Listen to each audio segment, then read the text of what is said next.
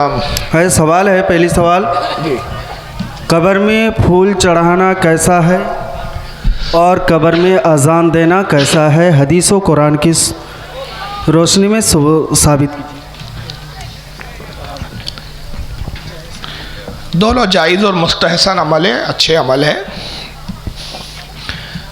फूल चढ़ाने के ताल्लुक़ से जिस हदीस से हमारे उलमा कराम दलील पकड़ते हैं, जिस हदीस से इस्तिंबात करते हैं और जिस हदीस से इस्तिदलाल करते हुए फूल डालने के जायज़ का फतवा देते हैं, वो ये है कि सही बुखारी की हदीस है। अल्लाह के नबी सल्लल्लाहु अलैहि वसल्लम अपने सहाबा के साथ एक मरतबा कब्रिस्तान से गुज़र रहे थे। एक कब्रिस्तान से तो आसपास आजू बाजू दो कब्रें थी। सरकार उस कब्र के पास आए और आपने फरमाया कि ऐ लोगों, इन दो कब्रों वालों पर अज़ाब हो रहा है। एक तो इससे हुज़ूर सल्लल्लाहु अलैहि वसल्लम का इल्म गैब पता चला कि हुज़ूर को कब्र के भी हालात मालूम है, और फरमाया कि इन पर जो गुनाह हो रहा है ये बहुत मामूली गुनाह के सबब से अज़ाब हो रहा है। जो अज़ाब हो रहा है वो बहुत मामूली गुनाह के सबब से। इनमें एक जो है वो पेशाब के छींटों से नहीं बचता था, दूसरा जो है वो गीबत और चुगली करता था। फिर आपने फरमाया कि दरख्त की कोई शाख लेकर आओ। सहाबा कराम ने दरख्त की एक शाख को तोड़ कर लाया, टहनी जिसको कहते हैं। आपने उसको चीरा दो हिस्सों में, एक इस कब्र पे रखा, एक दूसरी कब्र पे रखा। सहाबा ने अर्ज़ किया, अल्लाह के नबी, इससे पहले आपने ऐसा कभी नहीं किया। आपने फरमाया कि दरख्त की जो टहनियाँ होती है, शाखें होती है, पत्तियाँ होती है, ये जब तक तर होती है, गीली होती है, सूखती नहीं, ये अल्लाह की तस्बीह बयान करती है, अल्लाह का जिक्र करती है। और जहाँ अल्लाह का जिक्र हो वहाँ अजाब नहीं होता। मेरा गुमान है कि इनके जिक्र से इनके अजाब में कमी हो जाएगी। इसी से उलमा ने हमारे दलील ली कि कब्रों पर फूल डालना, इससे दो फ़ायदे होते हैं। कि अगर बंदा गुनाहगार है तो ये दरख्त की जो पत्तियाँ होती है, फूल होते हैं, तर होते हैं, गीले होते हैं, ज़िक्रुल्लाह करते हैं, उसके ज़िक्र की बरकत से उनके अजाब और गुनाह में कमी हो जाती है। और अगर अल्लाह का वली है, नेक बंदा है, तो अल्लाह के वली को ज़िक्र से उन्स होता है, रग़बत होती है, उनका दिल बहलता है उससे, और उनके दर्जात और मकामात में बुलंदी होती है। इसलिए ये फूल डालने का हुक्म है और इस बुनियाद पे फूल वगैरह डाले जाते हैं। अब रहा सवाल कि गुलाब के फूल क्यों डालते? कोई ये एतराज़ करे कि हुजूर ने तो टहनी रखी थी, आप दरख्त की टहनियाँ रखिए, फूल क्यों रखते हैं? तो हुजूर सल्लल्लाहु अलैहि वसल्लम ने यहाँ एक मुतलकन बात फरमाई है कि दरख्त की कोई भी चीज़ हो, टहनी वगैरह, जब तक तर होती है वो जिक्र करती है। फूल डालने का मामला ये है कि एक हदीस पाक में ये आया, जिसको इमाम जलालुद्दीन सयूती ने अल-ख़साइसुल कुबरा में लिखा है, इमाम अब्दुर्रहमान इब्न जौज़ी ने अल-वफ़ा में लिखा है, और भी बहुत से उलमा ने इसको लिखा है कि हुजूर जब मेराज से तशरीफ़ ला रहे थे तो आपके पसीने के कतरात से गुलाब पैदा हुआ। और हुजूर एक मकाम पे फरमाते हैं, शाह अब्दुल हक मुहद्दिस देहलवी रहमतुल्लाह अलैह मदारिज नबुव्वत में नकल फरमाते हैं कि हुजूर ने कहा कि जिसको मेरी खुशबू सूंघना हो वो गुलाब को सूंघे, जिसने उसे सूंघा उसने मेरी खुशबू को सूंघा, और जब गुलाब को सूंघे तो मुझ पर दुरूद पड़े। तो गुलाब को रसूलुल्लाह से निस्बत है। और एक दूसरे मकाम पे एक हदीस में आका फरमाते हैं कि क्या मैं तुमको सबसे बेहतरीन तोहफा ना बताऊं, जिसमें न देने वाले को बार न लेने वाले को बार? साहबा ने अर्ज़ किया, अल्लाह के नबी ज़रूर बताया। फरमाया वो गुलाब का फूल है कि देने वाले को भी कोई बार नहीं और लेने वाले को भी कोई बार नहीं। तो सबसे बेहतरीन तोहफा हुजूर ने गुलाब के फूल को कहा और उसको अपने पसीने की निस्बत से उसको जोड़ा। इसलिए हम बुजुर्गान दीन की बारगाह में गुलाब पेश करते हैं, ताकि रसूलुल्लाह के पसीने की निस्बत से एक बरकत हासिल हो, और दूसरा कि हुजूर ने उसको बेहतरीन तोहफा फरमाया तो हम वलियों की बारगाह में एक बेहतरीन तोहफा पेश करते हैं। और चूंकि वो तर रहते हैं लिहाजा जिक्रुल्लाह करते हैं। दूसरा ये कि कब्र पर अजान क्यों दी जाती है, तो इसके बहुत सारे दलाइल है, इस पर मुस्तकिल बयान किया जा सकता है, लेकिन अब उस पर बयान का वक्त नहीं है। इस पर 3 घंटे का बयान हो सकता है, लेकिन मैं चंद मुख्तसर सी बातें इस ताल्लुक़ से बतौर दलील पेश कर देता हूँ। पहली बात यह कि जब बंदे को कब्र में रखा जाता है तो उससे 3 सवाल होते हैं, जैसा कि आप जानते हैं। और बाद हदीसों में आया कि कब्र में शैतान भी दाखिल होता है, और जब उससे सवाल होता है तेरा रब कौन है, तो शैतान अपनी तरफ इशारा करके कहता है कि कह दे मैं तेरा रब हूँ। और एक नूर की शक्ल में आता है, रोशनी की शक्ल में आता है। बंदा घबराया हुआ परेशान होता है, कब्र की तन्हाई, कब्र में अंधेरा, और जब इस रोशनी को देखता है तो उसको रोशनी से राहत महसूस होती है, तो घबराहट में कह देता है कि ये मेरा रब है। माज़अल्लाह, ईमान बर्बाद हो जाता है और इब्लीस अपने मकसद में कामयाब हो जाता है। शैतान कब्र में आता है, इसको किन लोगों ने लिखा, बहुत सी हदीसों में आज, जैसे इसको इमाम हकीम तिरमिज़ी रहमतुल्लाह अलैह ने अपनी हदीस की किताब नवादिरुल उसूल के अंदर बयान किया है। इसके अलावा इसी हदीस को इमाम जलालुद्दीन सयूती ने अपनी किताब लक्तुल मरजान फी अहकामिल जान के अंदर नकल किया है।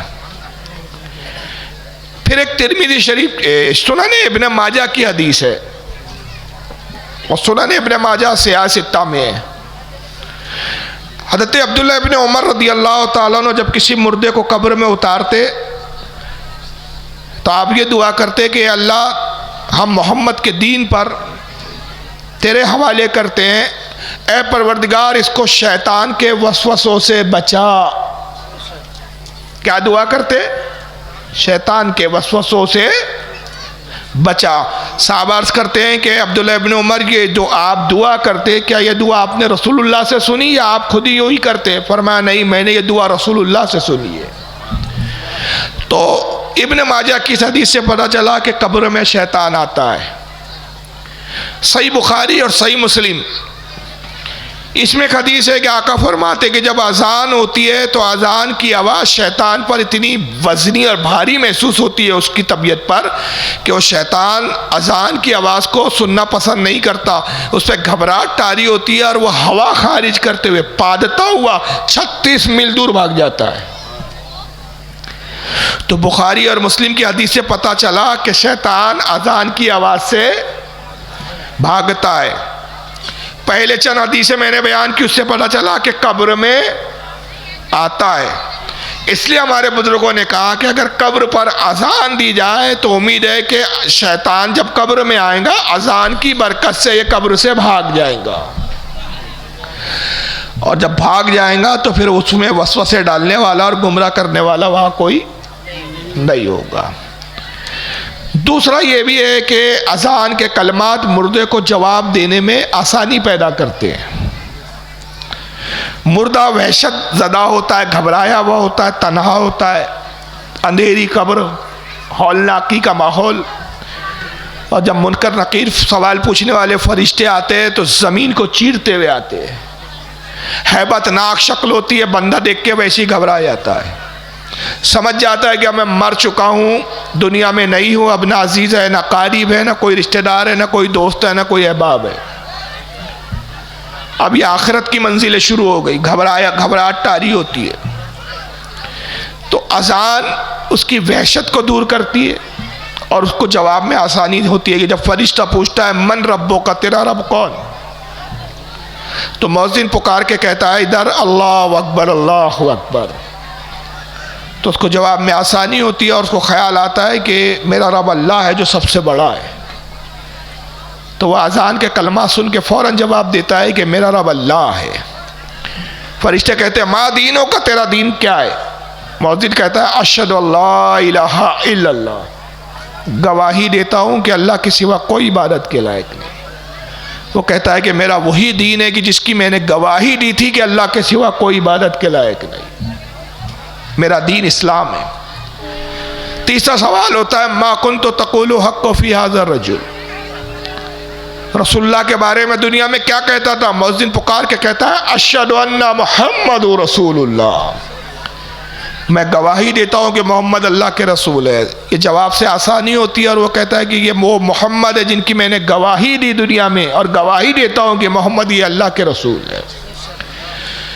तो ये आसानियाँ होती है, इसलिए अजान दी जाती है। अब इस पर कुछ शरारती किस्म के लोग अजीब अजीब बातें करते हैं। एक मर गया मरदूद, फातिया ना दुरूद, ताहिर गया भी था, और मौलवी जर्जिस की भी एक वीडियो है मेरे पास, जिसमें दोनों बदबक कहते हैं कि बरेलियों की कब्र में शैतान आता है, हमारी कब्र में नहीं आता। जब हमारी कब्र में नहीं आता इसलिए हम अजान नहीं देते, बरेलियों की कब्र में आता है। बरेलियों से बड़ा दोस्ताना है शैतान का, दुनिया में भी पकड़े रहता है बरेलियों को, कब्र में भी नहीं छोड़ता, इसलिए वहां भी आ जाता है। मैंने जवाब देते हो कि आज गलत कहते हो।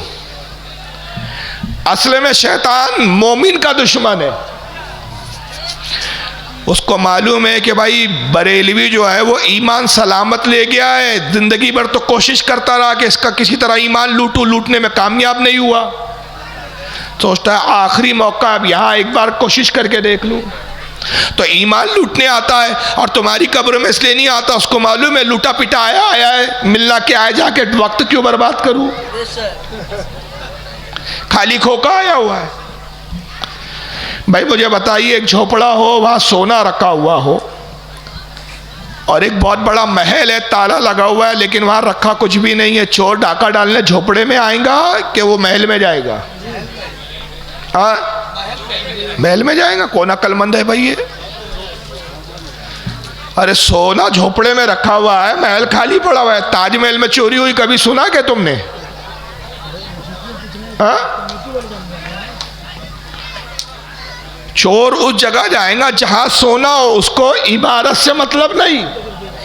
इमारत में माल है यानी उससे मतलब। माल अगर झोपड़े में रखा हो तो डाका वहां डालेगा, महल खाली हो तो उसको कोई मतलब नहीं। तो वैसी सुन्नी गरीब है, मिस्कीन है, आमाल कमजोर है, उसकी मिसाल एक झोपड़े की तरह है, लेकिन ईमान नामी दौलत उसके पास मौजूद है।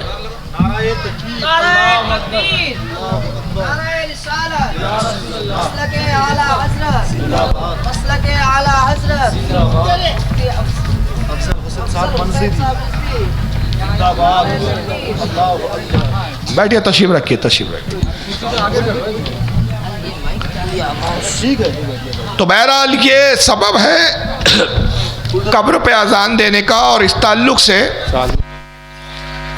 आला हज़रत फाजिल बरेलवी ने एक मुस्तकिल रिसाला लिखा है, उर्दू ज़बान में भी आता है। ये आप अगर उर्दू पढ़ना जानते हैं तो उसको ख़रीदे, पढ़े, और अगर नहीं मिल रहा है आपके इलाके में तो आजकल तो इंटरनेट पर भी अवेलेबल है। गूगल पर जाएं आप, गूगल पे रिसाले का नाम सर्च करें, उर्दू नाम है इसका अज़ान कब्र, तो आप डाउनलोड करें, उसको पढ़ें। अरबी नाम है इसका ईज़ानिल अज्र फ़ी अज़ानिल कब्र। ये रिसाले का अगर आप मुताला करेंगे तो आप जानेंगे कि आला हज़रत फाजिल बरेलवी ने इसमें बहुत सारे दलाइल दिए, और ये एक ज़माने कदीम से हमारे बुज़ुर्गों का रिवाज रहा। जैसे कि शाह अब्दुल अज़ीज़ मौदी देहलवी रहमतुल्लाह अलैह अपने मलफूज़ात में फरमाते हैं कि दफन के बाद कब्र पर अजान देना ज़माने कदीम से राइज है, और शाह अब्दुल अज़ीज़ मौदी देहलवी आला हज़रत से बहुत पहले के हैं, और वो फरमा रहे हैं कि ज़माने कदीम से है। तो ये तवील दौर से चल रहा है, और अल्हम्दुलिल्लाह सुन्नी इस पर अमल करते हैं, और इन चीज़ों से वहाबियों को ही जो है वो एलर्जी है।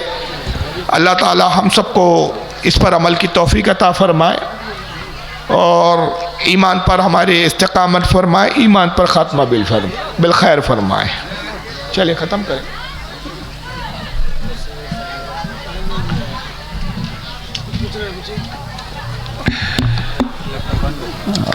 हज़रत और एक सवाल था जी।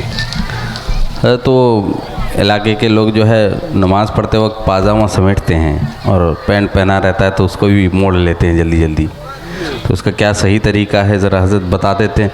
और कुछ लोग ये भी कहते हैं कि हम तो बैठकर सलाम पढ़ते हैं, हमको खड़े होने की कोई ज़रूरत नहीं है। 2-4 लफ्ज़ों में अगर समझा देते तो मेहरबानी होती। देखिए, पहला सवाल जो किया इन्होंने कि नमाज में कुछ लोग पाँचे मोड़ लेते हैं, आस्तीनें मोड़ लेते हैं, ये मकरूह तहरीमी है। निस्फ कलाई से ज़्यादा अगर आस्तीन मुड़ी भी हो तो मकरूह तहरीमी है। मकरूह तहरीमी का मतलब ये होता है कि नमाज सही तरीके से अदा नहीं हुई, उसको दोबारा लौटाना वाजिब है। नहीं लौटाएंगा दोबारा सही तरीके से, वो नमाज जब तक नहीं पढ़ी जाएंगी वो नमाज ज़िम्मे पर बाकी रहेंगी। इस ताल्लुक़ से एक बड़ा धोखा दिया जाता है वहाबियों की तरफ से। एक होता है हदीस पढ़ना और एक होता है हदीस समझना, दोनों में ज़मीन आसमान का फ़र्क है।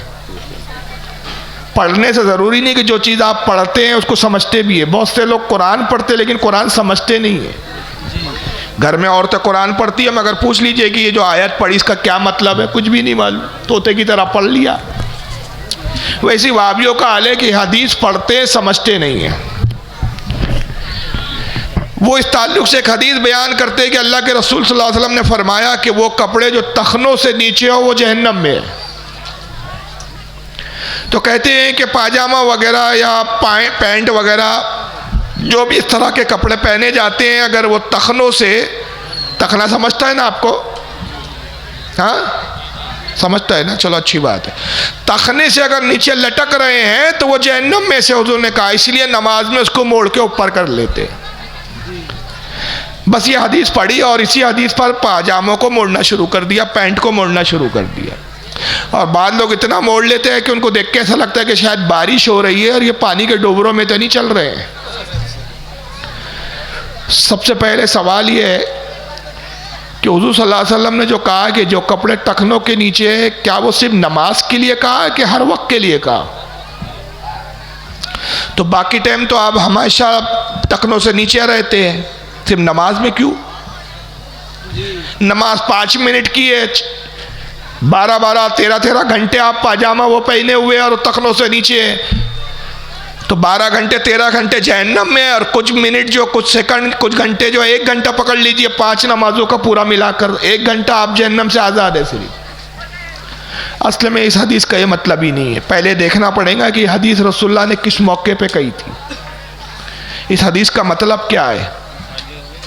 और इसके मुकाबले में फिर एक दूसरी हदीस है सही बुखारी सही मुस्लिम की, उसमें आका ने क्या कहा। जब सारी हदीसों को सामने रखोगे तो मसला समझ में आएगा।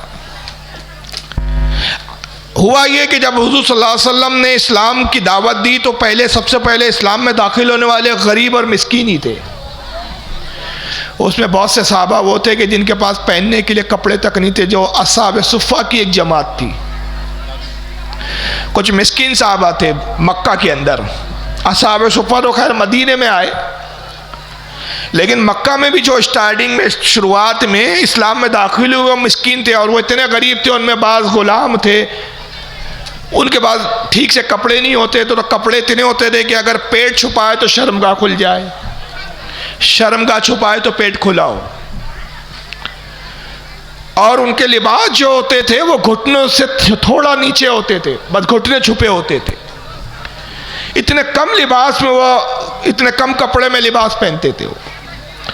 तो अबू जहल ने मुसलमानों को तकलीफ देने के लिए एक बड़ा लंबा जुब्बा सिलाया, और उसका देखा देखी शारीन कहते हैं कि फिर चंद मुशरिकों ने भी ऐसे कपड़े बनाए कि जिनके जुब्बे लटकते होते ज़मीन पर, और वो कहते हैं कि देखो मोहम्मद का रब जो है वो मिस्कीन है, लिहाजा मिस्कीनों को पसंद करता है, हमारे जो माबूद है वो सकी है, और हमें उन्होंने कितना नवाजा है, उन्होंने हमें इतना माल दिया, इतनी फरावानी दी, इतने लिबास दिए कि हम पहनते हैं और उसके बाद भी इतना बच जाता है कि वो लिबास लटकते हैं। तो आका सल्लल्लाहु अलैहि वसल्लम ने उनके लिबास को देख के फरमाया कि जो लिबास तखनों के नीचे है वो जहन्नम में है।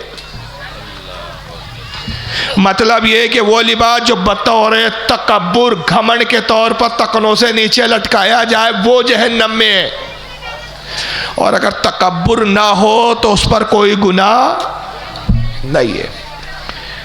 इसी हदीस की शरह में फतुल बारी शरुल बुखारी में इमाम इब्न हजर अस्कलानी रहमतुल्लाह अलैह नकल फरमाते हैं, हज़रत अबू बकर सिद्दीक का पेट थोड़ा बाहर निकला हुआ था, आप थोड़े लईम शहीम मोटे से थे, पाजामा पहनते थे, पेट बड़ा होने की वजह से पाजामा खसक के नीचे आ जाता था, और जब पाजामा खसकता तो तखनों से नीचे लटकने लगता। जब आका ने कहा कि वो लिबास जहन्नम में है जो तखनों से नीचे, अबू बकर सिद्दीक हाजिर हुए और रोने लगे। आज के या रसूलल्लाह मैं तो हलाक हो गया, तबाह हो गया कि मेरा पाजामा नीचे खसकता है और तखनों से नीचे आ जाता है। हुजूर ने फरमाया अब ऐ अबू बकर तुम उनमें से नहीं हो कि तुम अपना लिबास जो तखनों से नीचे कर लेते हो ये तकब्बुर की बुनियाद पर नहीं है। तो इससे वाज़ेह हो गया कि असल वजह है तकब्बुर, घमंड।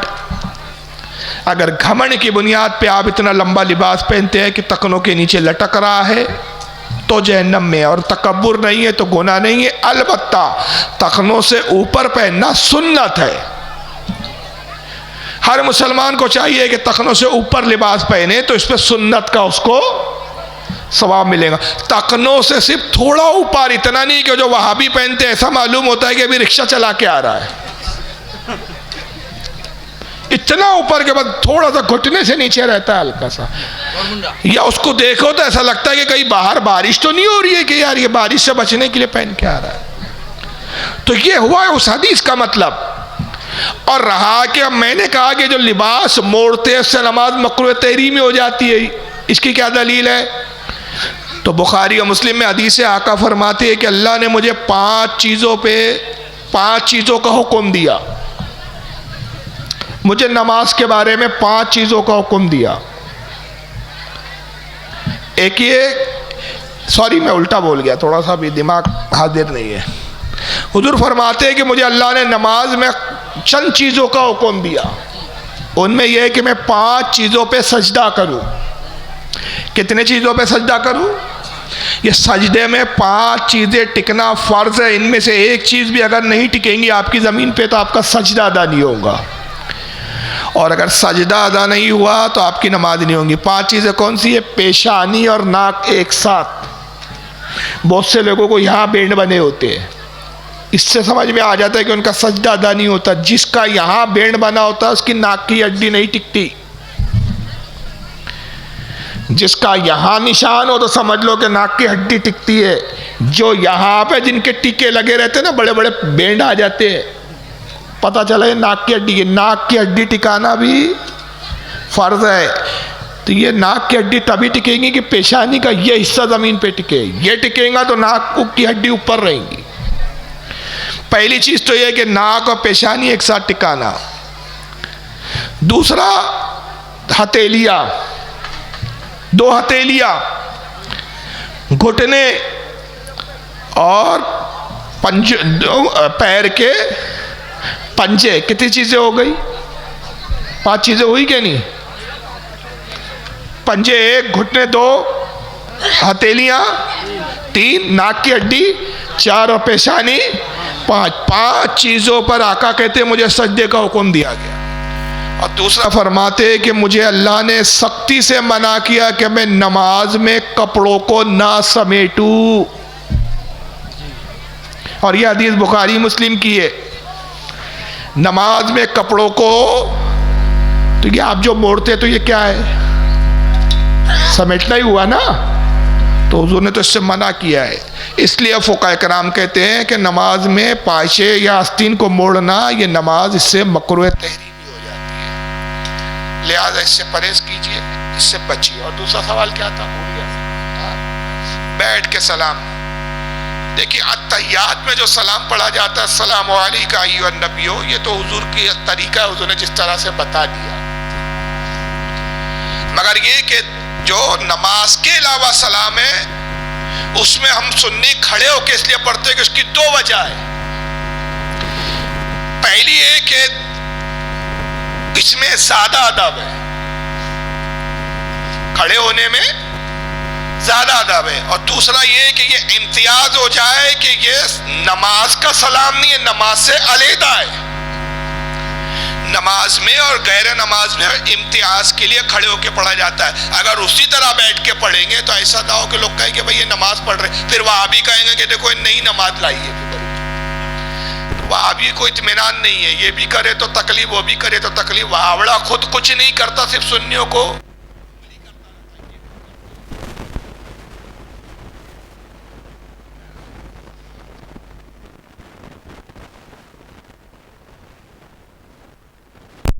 इसलिए खड़े होकर पढ़ा जाता है। लेकिन अगर कोई बैठकर भी पढ़े तो उसमें कोई गुनाह नहीं है। अल्लाह ताला ने मुतलकन हुक्म दिया कि मेरे नबी पर तुम सलातो सलाम पढ़ो। अल्लाह और उसके फरिश्ते गैब बताने वाले इस नबी पर सलातो सलाम पढ़ते हैं, दुरूदो सलाम पढ़ते हैं। ईमान वालो, तुम भी खूब दुरूदो सलाम पढ़ो। न इसमें वक्त तायुन किया गया कि कब पढ़ो कब ना पढ़ो, जब चाहो तब पढ़ो, जिस तरीके से चाहो वैसे पढ़ो, चाहे लेटे लेटे पढ़ो, चाहे बैठे बैठे पढ़ो, पढ़ो, चाहे खड़े होकर पढ़ो, चाहे चलते हुए पढ़ो, हर एतबार से जायज है। तब वापियों ने कही कि चलो तुमको इससे तकलीफ है कि खड़े होके नहीं पढ़ना चाहिए, तो सुन्नी खड़े होके पढ़ते, तो तुम बैठ के पढ़ो। तुम तो बैठ के भी नहीं पढ़ते, आराम करो, करते तो कुछ हो नहीं, सिर्फ बातें करते हो। फिर कहेंगे नहीं नहीं वो हम नमाज में पढ़ लेते हैं, तो नमाज का सलाम अलहदा है, नमाज के अलावा एक अलहदा। चलिए और भी जवाब है, लेकिन वक्त हो गया काफ़ी और खतीबे अहले सुन्नत तशरीफ ला चुके हैं, उनका खिताब आपको सुनना है, लिहाजा मैं यही ख़त्म करता हूँ। वमा अलैना इल्लल बलागुल मुबीन।